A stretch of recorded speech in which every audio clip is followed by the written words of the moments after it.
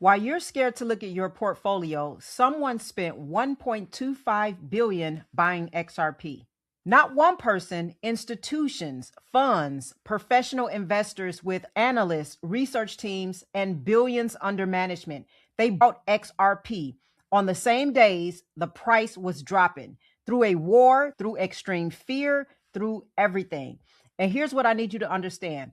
They are not smarter than you. They just know something most retail investors never figure out until it's too late. Today, I'm going to show you exactly what they know. And by the end of this video, you're going to look at this moment completely different than when you walked in.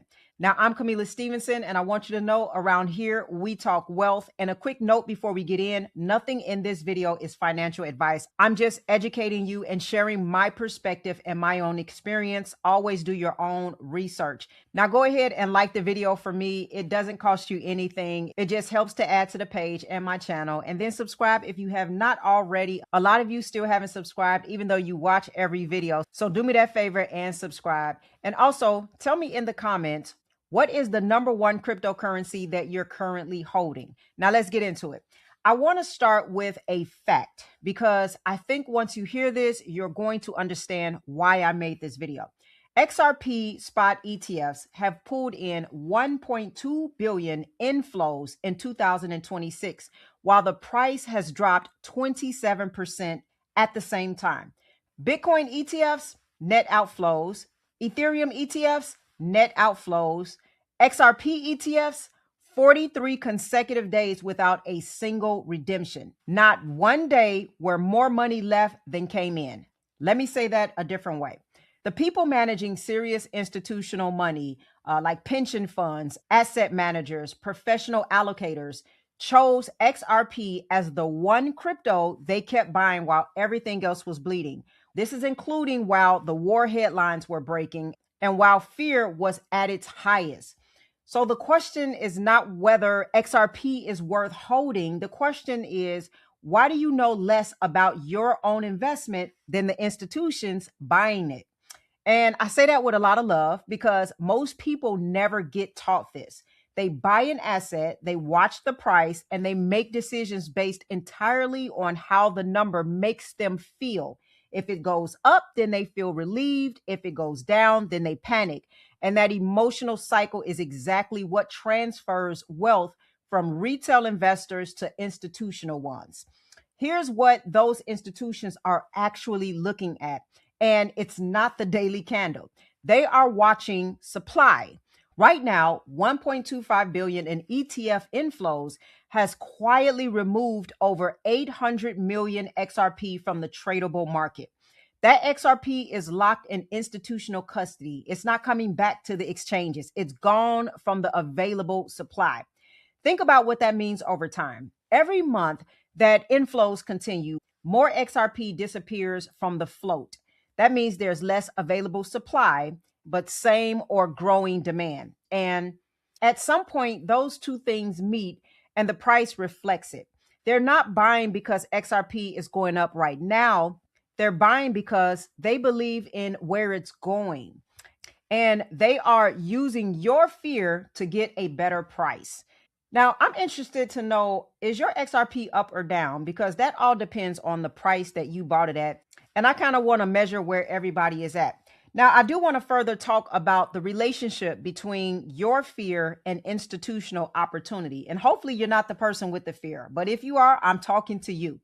Now, here's how this works.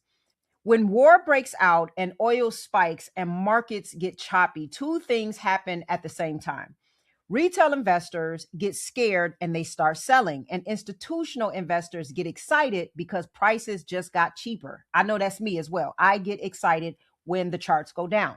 Now, they're not reacting to the same headlines differently because they have better information. They're reacting differently because they are playing a completely different game. Retail is playing a daily game. Open the app, check the price, feel something, and then make a decision based on that feeling. Institutions are playing a multi-year game. They have an investment thesis, they have a time horizon, and a war, as serious as it is, does not change a 2 or 3 year thesis about where global money movement is headed. In fact, and this is the part that you should really consider, a war that breaks traditional payment infrastructure actually makes the case for XRP stronger, not weaker. Think about it. Right now, banks in South Korea, Japan, and India are scrambling to settle energy trades as traditional rails get slow and expensive. The old system is under pressure at the exact same moment when speed and efficiency matter the most.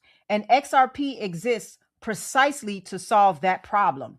The on chain data proves it. While the price has been dropping, actual usage of the XRP ledger has been going up.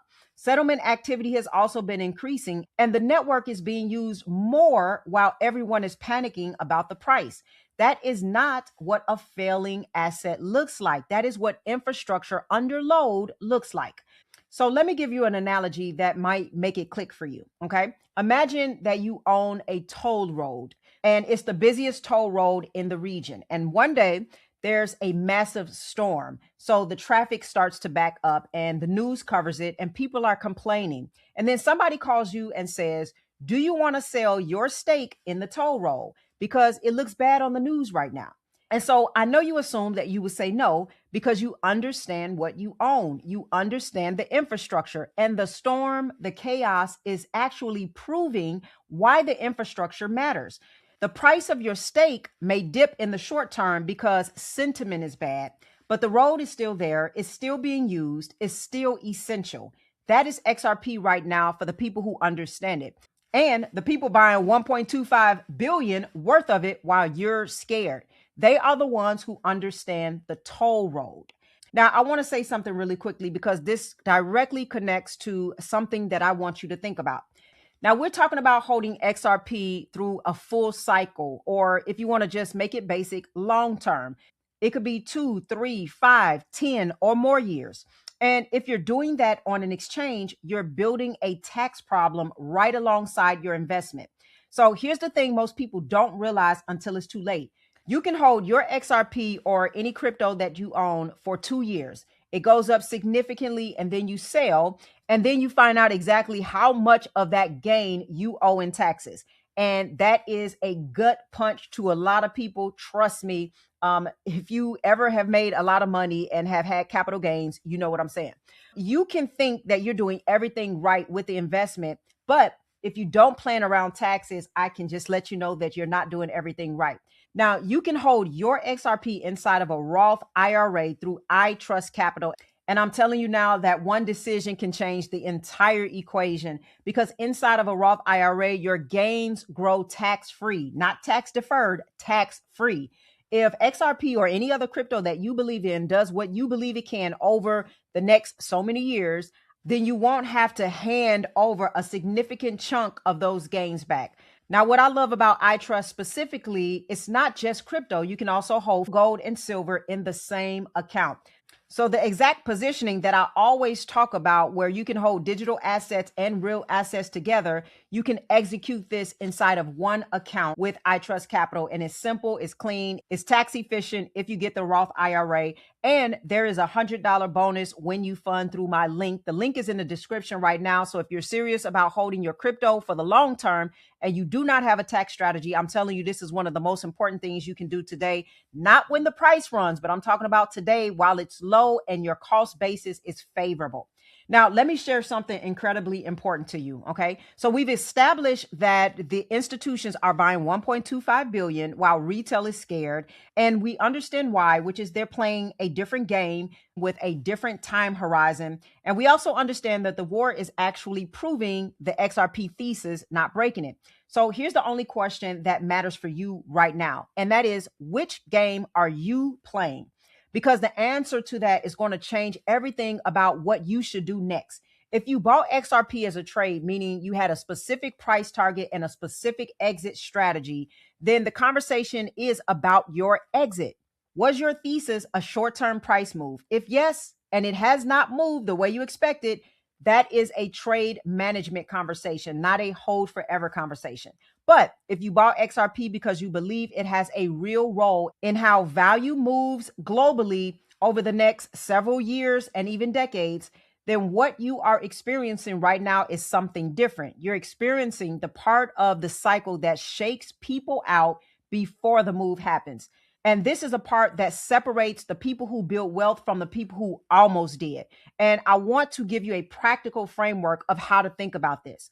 First, know your thesis in one sentence, not a price target. I'm talking about the actual reason why you believe in XRP. If you cannot say it in one sentence right now, that is the work, because you cannot hold conviction through volatility if you do not know what you are convicted about.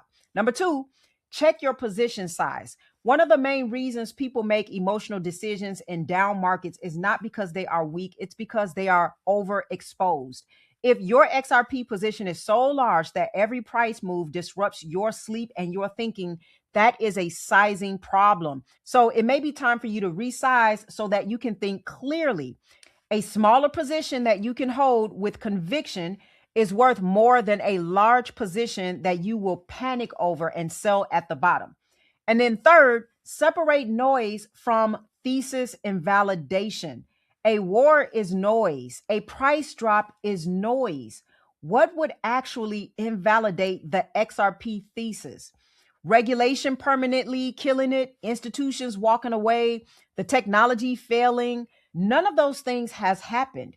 Everything else is noise, and noise is not a reason to exit a position you build with research. Now, I'll say something from my personal experience. I've held gold and silver for quite some time, and that was well before all-time highs. I hold XRP because I understand the payment rail thesis. And in both cases, the conviction comes first and the confirmation comes later. And that is always how it works with positioning.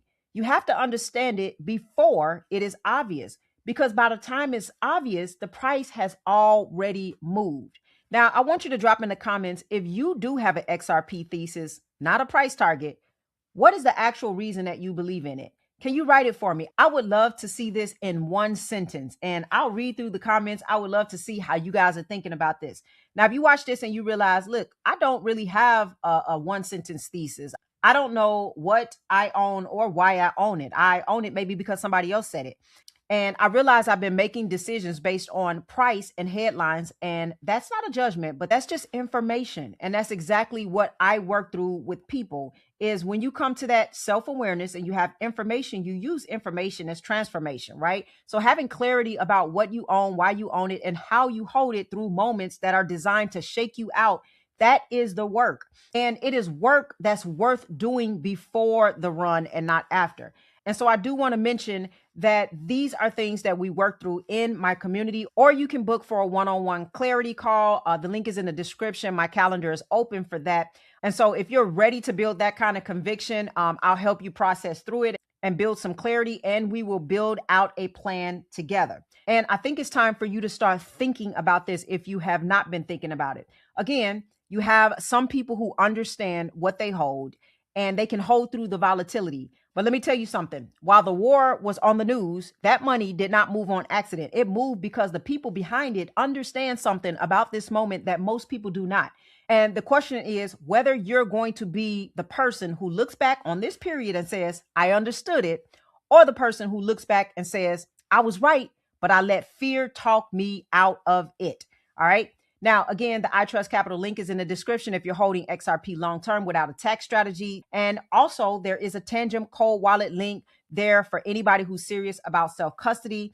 If you think this video helped you to think differently about anything, please share it. Send it to someone in your circle who is confused right now about the market or who's watching their portfolio and does not know what to do. You might be the person that gives them the clarity that they need. Please go ahead and like the video if it added value. Subscribe if you have not already.